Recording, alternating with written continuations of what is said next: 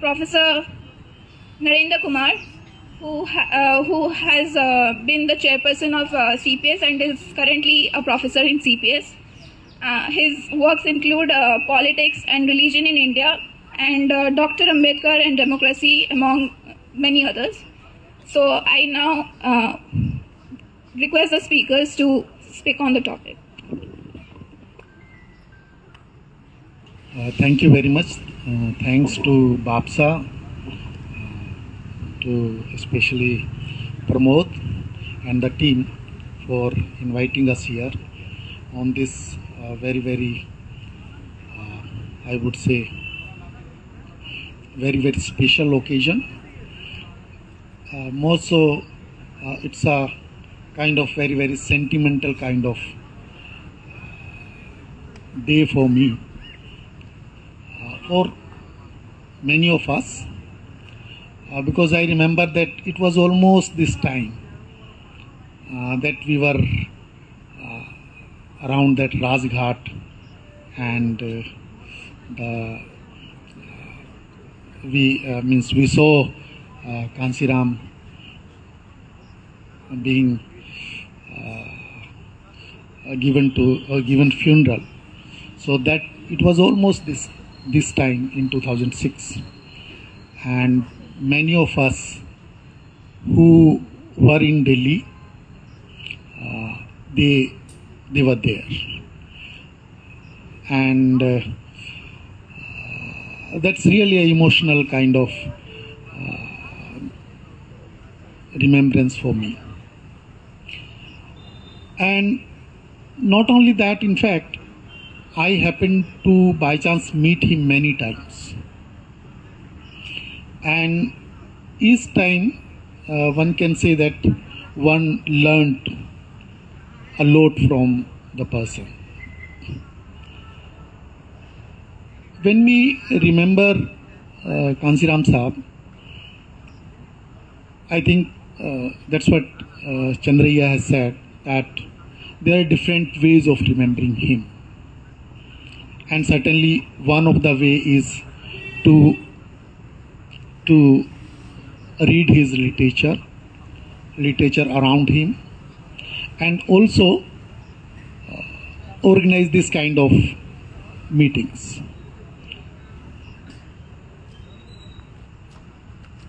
And remembrance is something, I think, which is actually just not for the sake of remembrance, but also it's for the inspiration. If the remembrance does not have an inspiration, then actually that remembrance has no meaning.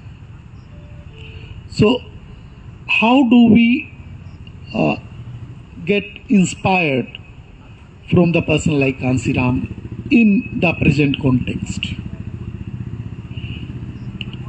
You see around how things are happening, the way social, political, cultural, even the economic perspectives are being created. And talking about Kanshiram in this context, I think is something which needs to be contextualized. Because you see that he started somewhere in 70s, and if you look at that 56, Dr. Ambedkar left, and almost after 40 years there was another kind of emergence of a person.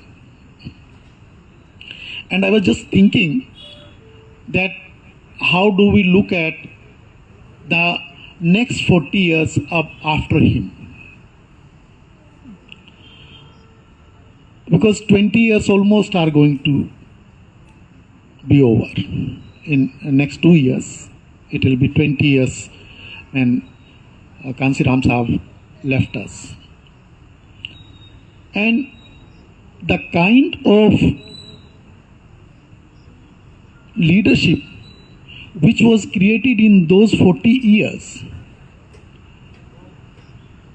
that kind of leadership probably does not look like. And that's where actually his role, his idea needs to be contextualized. When we look at, many a times people have called him an enigma also, Indian politics enigma.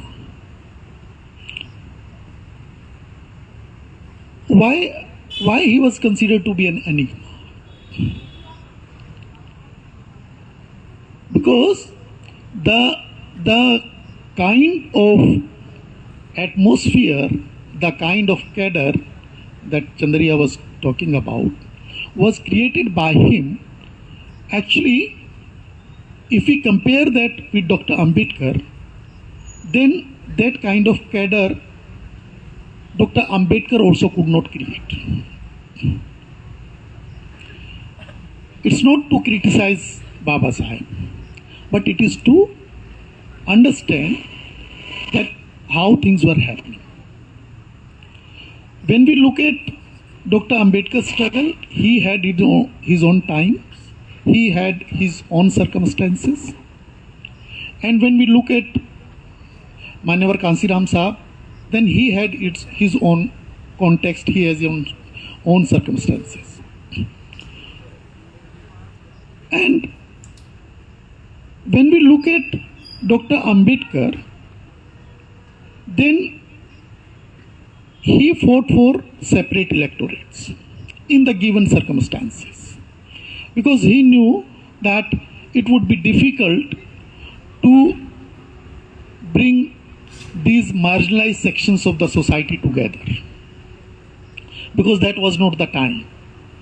That's why the time was different, because that time untouchability, more so the physical untouchability, was so prevalent. But when Kanshiram Saheb comes, then the kind of untouchability which was there 40 years back, 50, 60 years back, that was not there. So now, instead of going for separate electorates, somebody asked him, Kanshiram Saheb, that why don't you fight for separate electorates? Dr. Ambedkar fought for separate electorates. He wanted separate electorates. And you see, what was his response? His response was that when the rulers were Britishers, that time Dr. Ambedkar kind of personality could not succeed to get the separate electorates.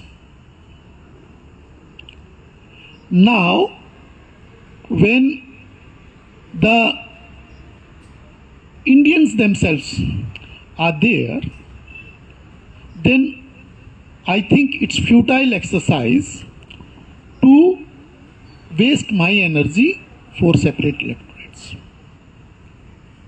So you see how ideal and pragmatic. Because if you look at Dr. Ambedkar also, then you would see that he was both idealist as well as pragmatic. He knew what to do when. And probably Kanshiram was also of the same kind, wherein he knew that in these circumstances, when the Britishers were in a way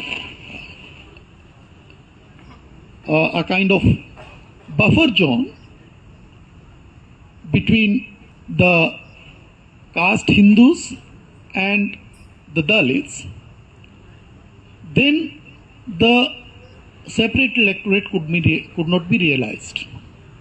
Now, asking the caste Hindu rulers separate electorate would not be feasible at all. So, what comes in? He realizes that something else needs to be done. And I think that's where he picked up, and then he comes out with this idea of Bahujan. he came out with that idea which was known as BAMSA, Backward and Minority Communities Employees Federation. But when he further went to the history, then he realized that there was a concept called Bahujan, wherein all the marginalized sections of the society who are the sufferers of casteism, they can be brought in. And I think that's where we need to understand that how he brought in the idea of Bahujan. And Bahujan definitely is not just number, as Chandraya was saying. It is number. Number is just to tell the common masses that you are so much in numbers, so you need not to be afraid of. But behind that Bahujan, there was a whole lot of philosophy. And that is what Kanshiram was trying to realize. Then, when we look at his anti-caste, we say that he was leading an anti-caste movement. But he was also consolidating caste. How do we understand this? On the one hand, a person is saying that I am going for anti-caste. We want to have a casteless society.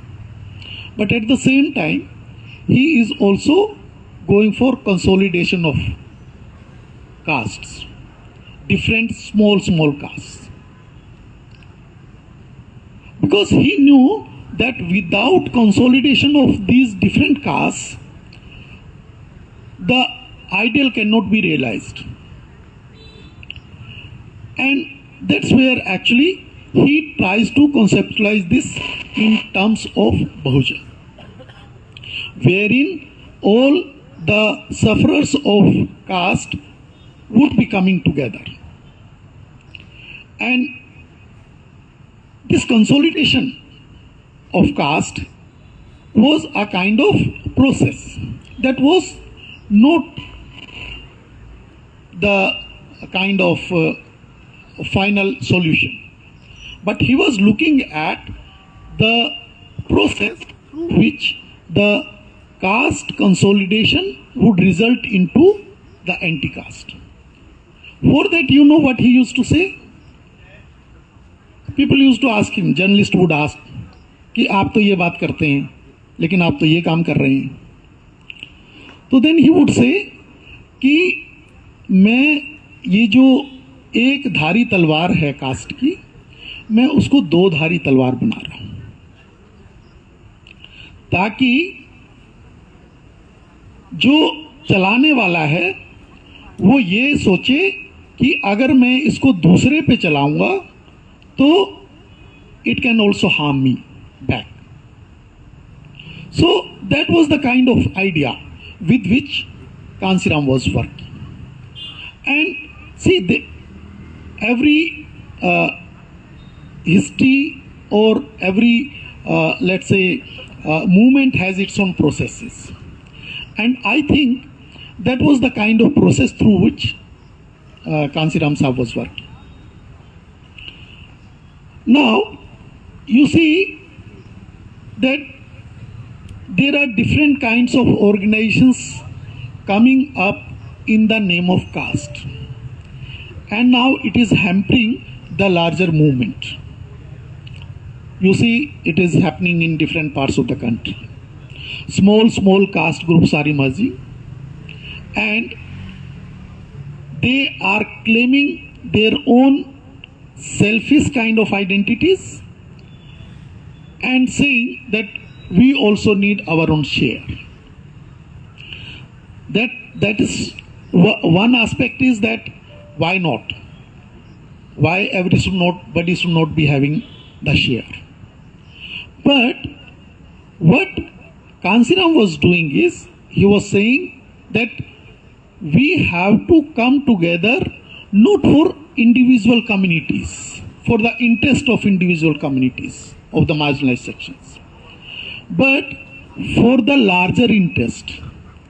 And that's where he formed this alliance with Mulayam Singh. Because you know that the reality is that there are different kinds of organizations, there are different kinds of communities which have their own kind of understanding. But herein, I think Kanshiram was also knowing that without having any alliance with the other political parties which are representing other marginalized sections of the society, it won't be possible. So that idea also was a kind of pragmatic idea. There were a lot of differences. See, the kind of ideological orientation that Kanshiram had, that ideological orientation was not available in Mulayam Singh Yadav. That's why they were operating in different ways. Mulayam Singh was using more of a Samajwadi kind of idea, whereas Kanshiram was going to the basics, to the fundamentals. He was not lost somewhere in between. And that's where actually the difference between these two ideologies can also be seen. What is happening today can be a different kind of story.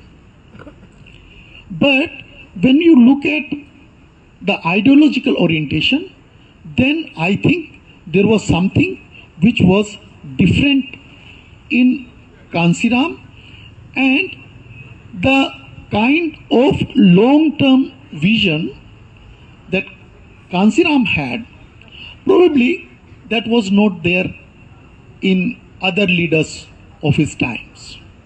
That's why they could not learn from him. They went to in their own kind of politics. But Kanshiram was someone who was not just doing the politics. He was also leading the social movement.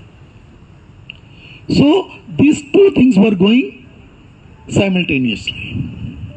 And that's where this idea of jiski jitni sankhya bhari uski utni hissedari, and there were different kinds of slogans, and there were some kinds of slogans, because in, you see, 92 there is this demolition of the Babri Mosque, and immediately 93 these two people, Kanshiram and Mulayam, they formed the government.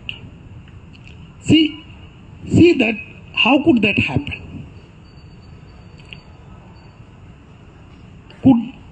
Could that happen just because there was actually no understanding? There was an understanding. One cadre was completely understanding this very well, that this is the process through which it has to be done. And that's where their combination could succeed to that extent, that wherein there was a hype of the Kamandal and the kind of Bahujan, not only, I would not say Mandal, but also I would say Bahujan, which emerges. Mandal obviously is part of that. So now Chandriya was talking about the conceptual categories, and it's true. I think as an academic, I should also accept this, that we certainly have not been able to conceptualize and come out with the kind of categories which probably we should have come out by now, because it has been almost now 30 years the Bahujan movement was going on. So during this period, I think the problem, I think, with the academy is also that we are also trained in a different manner. the previous generation to us was trained in a completely different kind of manner. The generation that I belong to, or maybe Chandraya is younger to me. So this generation actually is the almost a first kind of generation coming into academics. So limitations, there are so many limitations, and despite those limitations, there have been people, those who were raising their voice. But certainly I would say that this conceptualization is something which needs to be taken care of. And some of the things like Kanshiram was used to say that हमें मजबूत सरकार नहीं, हमें मजबूर सरकार चाहिए. So how do you conceptualize this? That the marginalized sections of the society don't need a majboot sarkar. Because if you look at the history of democracy in this country, then you would see that whenever there was a majboor sarkar, that majboor sarkar only worked for the benefit of the marginalized sections. A majboor sarkar never worked for the marginalized sections of the society. There can be a lot of hype, there can be rhetorics, but there has not been the kind of policies which could have been made by any, I would say, which is known as a Majboot Sarkar. That's where I think this understanding that how do you, like democracy. In democracy, what is important? Is it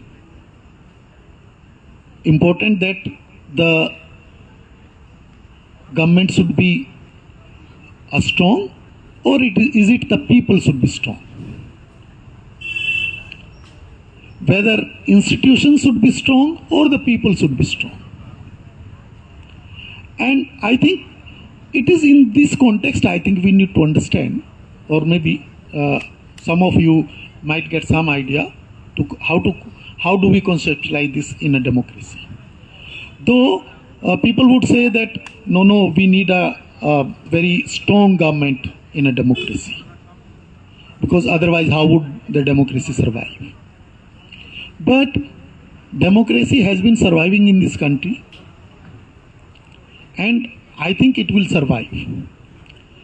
Despite all these different kinds of problems, the democracy has been surviving.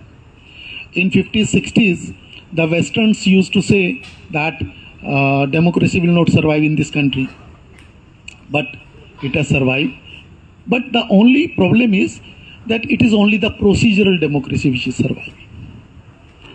How do we make it a substantive democracy? How do we make it answerable to the people? And with that, I would say that Kanshiram also used to say कि जैसी जनता नेता deserve करती है वैसे नेता उनको मिल जाते हैं.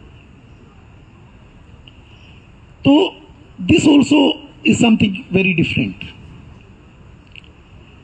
because he would say that it's not the neta who would decide, it is the people who should decide. When the neta would start deciding, then he will not listen to the people. And when the people will decide, then only the neta will listen. So, in a democracy, when we say democracy, we don't say neta shahi. We say lok shahi. We say lok tantra. We don't say neta tantra. But it becomes a neta tantra. So how do we do away with that kind of situation? So I think that is for which Kanshiram Saheb introduced these cadre camps. And with the passage of time, as the party became strong, then the cadre camps were abandoned. And when the cadre camps were abandoned, then I think we lost many things. And due to lack of cadre camps, the message among the masses was also not going. So there has been a complete disconnect between